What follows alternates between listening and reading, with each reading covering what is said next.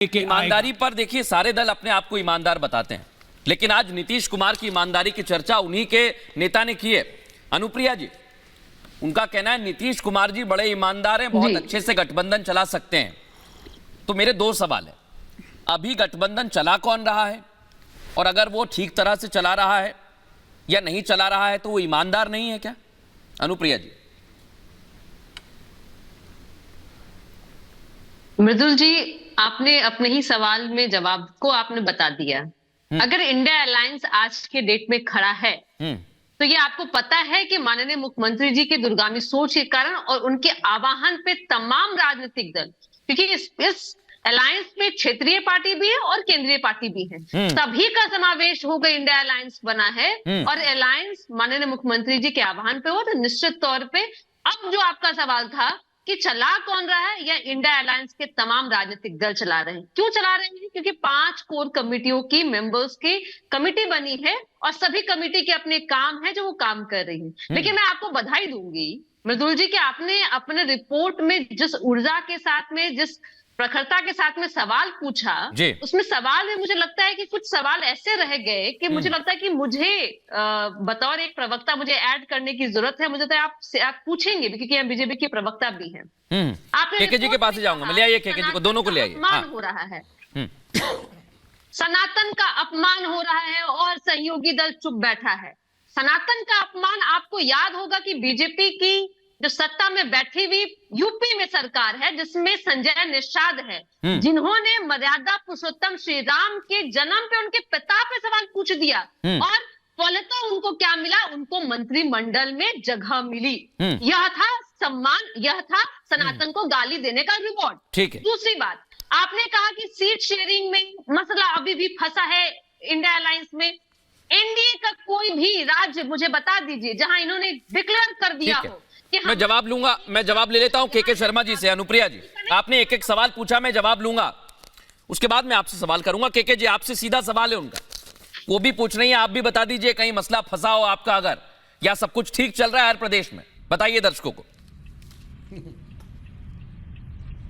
देखिए, बड़ा सीधा सा है मृदुल जी। जी, हमारे यहाँ के गठबंधन में तो नेता भी तय हैं। लोकप्रिय प्रधानमंत्री श्री नरेंद्र मोदी जी वो सभी दलों के सर्वमान्य नेता हैं। उसमें ना नेता में कोई दिक्कत है। हमें नीति हमारी स्पष्ट है, जो पिछले 10 साल से हम जो गरीब कल्याण की नीति चला रहे हैं, लोगों को शौचालय देना हो, घर घर बिजली पहुंचाना हो, जनधन अकाउंट खोलना, ये सारी योजना, या 80 करोड़ लोगों को जो है अनाज देना, ये सारे हमारी योजनाएं बराबर चल रही है और जिसका हमें परिणाम भी मिला है।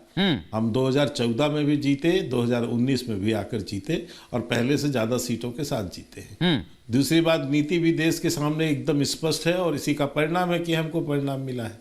बाकी जो है ये सब बनाना, गठबंधन करना, ये करना, ये सब इनका काम है। मुझे तो एक राजनीतिक विद्यार्थी के रूप में भी जब मैं इस सारे चीज़ों को देखता हूँ और इतिहास को भी पढ़ता हूँ तो मुझे एक बात बड़ी हंसी आती है और मेरा समीकरण ये बनता है कि ये 2024 का गठबंधन नहीं कर रहे हैं, 2029 के लिए गठबंधन कर रहे हैं। जिनको आज भी ये नहीं समझ आ रहा है कि 2 महीना चुनाव रह गया है। आ रहा हूं अनुप्रिया, सारा इतिहास भी मैं बोल रहा हूँ इसके साथ, इसका अवसर नहीं है कि केके जी, क्या हर प्रदेश में आज स्थिति ये है जिनका आपके साथ गठबंधन है सब कुछ ठीक चल रहा है, ये भी बता दीजिए।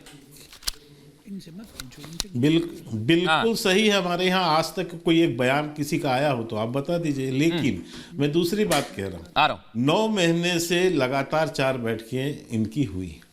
4 बैठकों के बाद इन पे निर्णय क्या निकला? एक संयोजक पद नहीं बना पाए, एक एकता नहीं बना पाए, सिर्फ एक लाइन जो पहले दिन से और क्या पिछले 10 साल से जो रट्टा लगा के बैठे हैं, मोदी जी को हटाना है, इनको हराना है, इसके सिवाय क्या हुआ है? इसके सिवाय एक कदम तो बढ़े नहीं। ठीक है, आज जो है मैं आ रहा हूँ अनुप्रिया जी, आ रहा हूँ। नाहिद अली खान जी को भी ले आइए। हर राजनीतिक दल एक बात। हाँ, आप कंप्लीट देखिए, मेरे अगेंस्ट मृदुल जी, मेरे अगेंस्ट आपने 4 विपक्षी बैठाए हुए हैं। ये आपकी दीजिएगा बोलने का। हाँ, देखिए क्या हो रहा है। हाँ, मुझे कहना ही पड़ेगा, 4 आपकी पार्टी, आप बिल्कुल दल बैठे हैं, मुझे अकेले कोई जवाब देना। हर राजनीतिक दल एक दूसरे को, मृदुल जी आपका साथ देंगे, घबराइए मत। हर दूसरे को ये हैसियत दिखाने की कोशिश है। हाँ, इसलिए कि हैसियत इस रूप में दिखा रहा है कि आप आश्चर्य होगा, ठीक है, कि सीट समझौता करने कौन आ रहा है।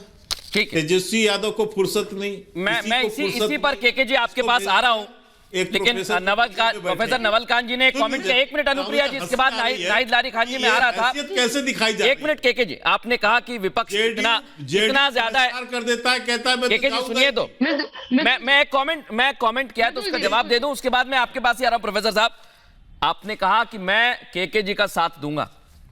सर, मुझे किसी का ना साथ चाहिए ना मैं किसी का साथ दे रहा हूं। मैं तो जो सवाल कर रहा हूं सिर्फ आप उसी का जवाब दे देना सर, सिर्फ इतनी सी गुजारिश है मेरी। सिर्फ एक छोटा सवाल करूंगा, इधर उधर की बात ना करिएगा, सिर्फ उसका जवाब दे देना। आपके नेता राम का अपमान करते हैं, कार्रवाई कब करेंगे? 22 जनवरी से पहले कर पाएंगे?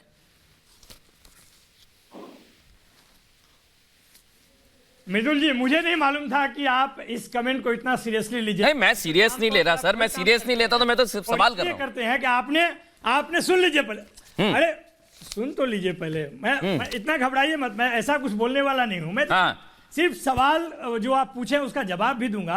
उससे पहले यह भी आपको बताना चाहता हूं कि जिस गठबंधन को लेकर भारतीय जनता पार्टी इतनी चिंतित है, इंडिया गठबंधन को लेकर, उस इंडिया गठबंधन में कोई अभी बाहर नहीं गया है। एनडीए में आप बताइए कि पिछले 10 साल में जो, मैं तो 5 का नाम अभी बताऊंगा, वैसे कई दल हैं जो यहां से गए हैं। जेडीयू, शिवसेना, अकाली दल, टीडीपी, अन्ना डीएमके, ये 5 दल जो उनके उदय में साथ थे, वो सब साथ छोड़ के चले गए हैं। ठीक है। कैसा गठबंधन चलाते हैं? पिछले 25 साल में मात्र 1 मीटिंग हुई है। आप कहते हैं कि नेता, नियत और कार्यकर्ता, और ये ऐसे दल हैं कि नीतीश कुमार जी जब इनका साथ छोड़े 2022 अगस्त में, तो उन्होंने बोला कि जो भी दल रहेगा उनको ये समाप्त कर देंगे, या तो तोड़ देंगे नहीं तो समाप्त कर देंगे। लोजपा टूटी हुई है, अभी देखते हैं। अब जहां तक बात करते हैं, देखिए भारतीय जनता पार्टी को मालूम है प्रोफेसर साहब, जमीन खिसक गई है। प्रोफेसर साहब, यही कारण है कि मैंने इसलिए मैंने पहले ही कहा था कि इस सवाल का जवाब क्या मुझे मिल पाएगा? उसका जवाब अब मैं आपका साथ दे रहा हूं, चलिए एक बार और आपको मौका दे देता हूं। बिल्कुल मिलेगा, कार्रवाई करेंगे। अरे सुन लीजिए हमारे, नहीं, मौका तो आप जरूर दीजिएगा, क्योंकि बिना मौका का आपका काम नहीं चलेगा। मैं कह रहा हूं कि जिस राम के विषय में आप बात करें, और भाजपा कह रही है कि राम को बुला रहे हैं और राम का निमंत्रण वही दे रहे हैं और राम का प्राण प्रतिष्ठा वही करें, वो राम तो यहां हर जगह बसते हैं। ये राम साधु संतों में, आम आदमी में घट घट बसे हैं राम। अगर घट बसे तो अपमान करेंगे, ऐसा होगा प्रोफेसर साहब। और अपने नाकामियों को छुपा रहा है, अपने नाकामियों को छुपा रहे हैं। नहीं मिला जवाब। वैसे आदमी को क्या कहा जाए? प्रोफेसर साहब, नहीं मिला जवाब मुझे। राम का नाम बदनाम करने के लिए भाजपा से ज्यादा किसने काम किया है? मैं बीजेपी को हटा दीजिए, केके शर्मा जी को थोड़ी देर, चलिए आप भूल जाइए केके शर्मा जी है नहीं है, रखा हुआ। आप तो मेरे सवाल का जवाब दे दीजिए। 22 जनवरी से पहले कार्रवाई कर पाएंगे? इसके बाद मैं नाहिद जी के पास जा रहा हूं। प्रोफेसर साहब, कौन नहीं, आप बताइए तो। कार्रवाई करने के लिए कोई वो भी तो होना चाहिए, कोई वो भी मतलब को करना चाहिए। आपको सवाल पूछना चाहिए, बिल्किस बानो पे सवाल पूछना चाहिए। मैं सारे सवाल कर लूंगा प्रोफेसर साहब, सवाल पूछना, लेकिन कम से कम आप मेरे सवाल को, मुझे नहीं पता था कि प्रोफेसर साहब इतनी जल्दी मेरे सवाल को ढक करके निकल जाएंगे। मुझे उम्मीद नहीं थी प्रोफेसर साहब आपसे, मुझे लगा था कि आप तो दमदारी से पक्ष रखते हैं अपना। अरे मुझे मालूम है। आप देखिए, अब आप आ गए ना उसी लाइन पे। केके जी नाराज मत होइए, आप मुझसे कह रहे थे धैर्य रखिए और आगे भी साथ दीजिएगा। आप नहीं, आप पूछिए तो। जो शंकराचार्य जी बोले हैं पूरी मठ के, भी तो आपको बताना चाहिए। ठीक है, उन्होंने क्या बोला है? नाहिद लारी खान जी को भी ले आइए, मैं केके जी इसके बाद आपसे जवाब लूंगा। वो भी तो जायज है।